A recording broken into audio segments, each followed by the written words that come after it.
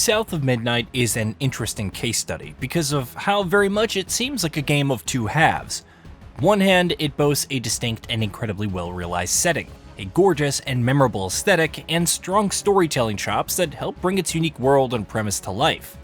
On the gameplay front, meanwhile, Compulsion Games' latest delivers a fairly standard action-adventure experience, one that weaves in a number of familiar elements and puts them together in what is a solid, if somewhat expected, gameplay experience.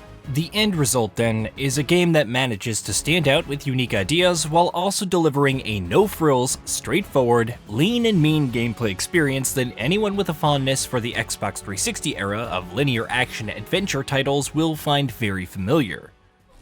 I'd be screwed without these hooks.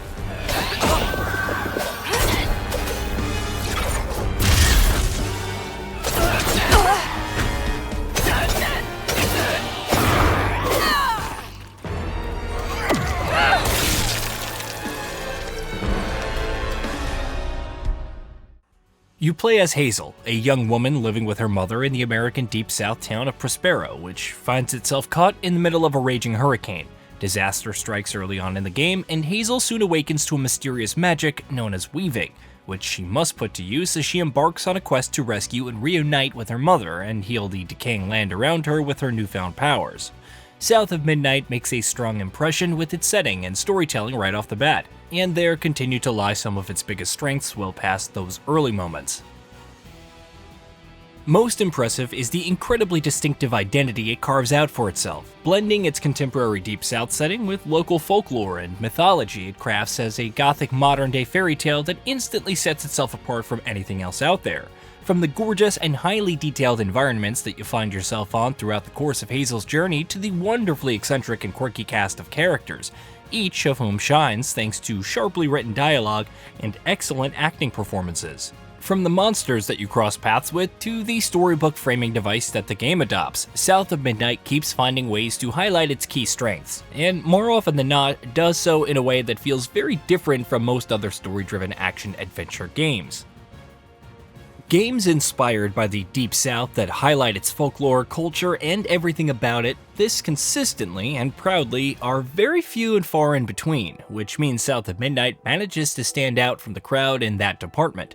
It does still have some flaws of note. Hazel, for instance, clearly got the "I'm an action-adventure protagonist who has to comment on everything in sight" memo. She's talking to herself constantly and refuses to shut up, which means she got on my nerves more than a few times, even though she is otherwise a fun and charming protagonist. Even so, with its many notable storytelling strengths, it more than makes up for its few writing-related flaws. What's this?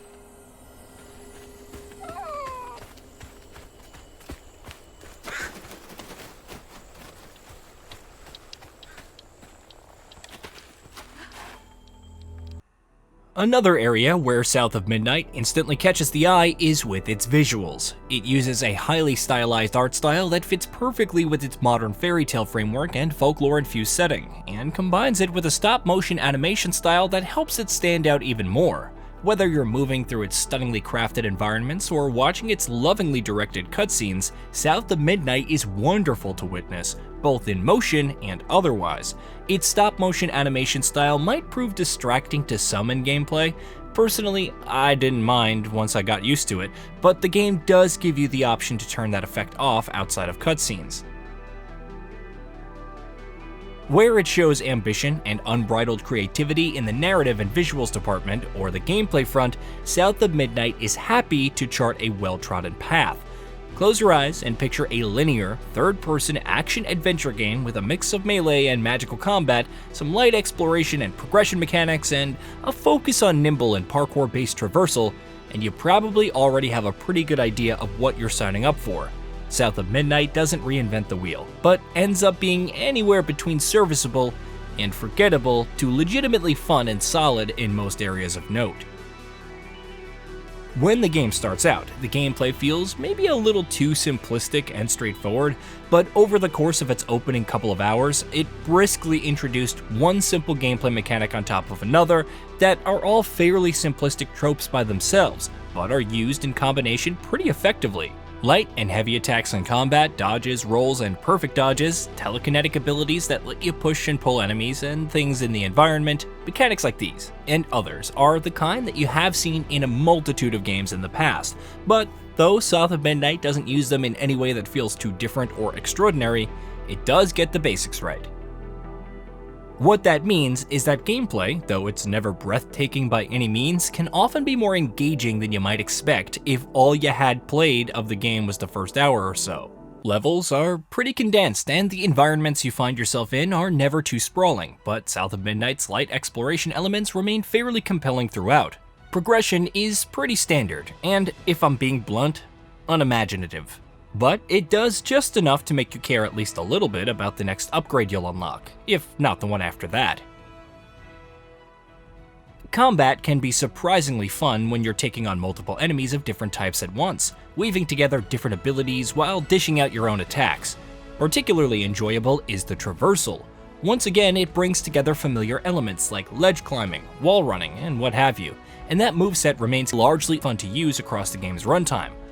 Both combat and traversal can sometimes feel a bit rough around the edges at times due to the occasional instance of clunky movement, unresponsive inputs, or iffy hit detection. But by and large, South of Midnight is a fun and well-functioning gameplay experience. In the gameplay department, what stands out most about South of Midnight is how much it feels like a throwback game, specifically where its design style and sensibilities are concerned. More than a few times in recent years, we've collectively lamented the death of the so-called AA action adventure game, so to see one as distinct as South of Midnight is heartening, to say the very least, not least because it's coming from a major AAA first-party publisher. It's not often that we get a dozen hour-long single-player story-driven games that waste no time with semi-open world maps, skill trees, multiplayer elements, or what have you. And South of Midnight deserves recognition not just for being just that, but being a really good version of that. With strong writing, memorable characters, stylish visuals, great music, and an excellent setting, South of Midnight pumps itself full of personality and carves out a unique identity for itself. While with its combat mechanics, progression systems, traversal, and light exploration, it sticks largely to the status quo. In the end, when those two halves combine, what we get is a brisk and enjoyable game that leaves a stamp on you one way or another. South of Midnight is the sort of game that feels like a victory for the medium, simply by existing in exactly the form that it does. Hey, did you know that we at GamingBolt upload new videos every day? Stick around, drop a like, subscribe, and hit that bell, and let us know what kind of content you'd like to see in the future with a comment below.